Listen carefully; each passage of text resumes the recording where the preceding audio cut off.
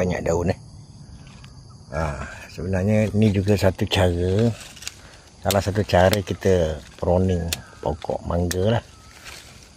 Bagi yang faham okey, yang tak faham macam pelik lah, tapi sebenarnya ni normal. Kita buangkan daun-daun yang di bawah ni. Okey, kalau pokok ni dah matang, dia akan keluarkan bunga. Macam ni kan. Aduh, tak sampai. Ni semua daun ni tak pakai. Kita nak segala nutrien lepas ke atas. Ni pun sebenarnya kena buang. Ni, aduh, tak sampai. Mana yang saya sampai je lah. Yang tak sampai tu kena pakai tangga sebenarnya. Okey, kita tak cukup tinggi kot. So kita buangkan daun-daun yang bawah macam ni. Bawah ni kan, ni tak ada function daun ni.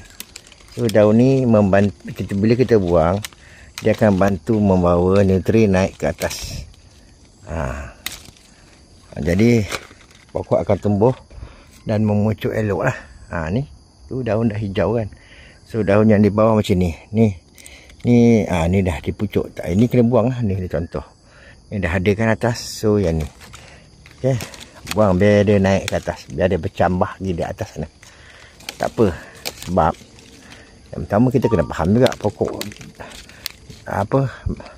mangga ni dia berbuah daripada sini, daripada pucuk ni. Mungkin dia berbuah kat sini. Itu nak kena faham. Itu je lah kan. Sebenarnya formula dia senang sangat. Saya ambil yang mudah saja. Buangkan. Selain daripada kita buat pemangkasan, kita juga buangkan daun. Itu juga salah satu cara macam mana kita nak pruning lah. Okey. Ni sebahagian saya dah buang.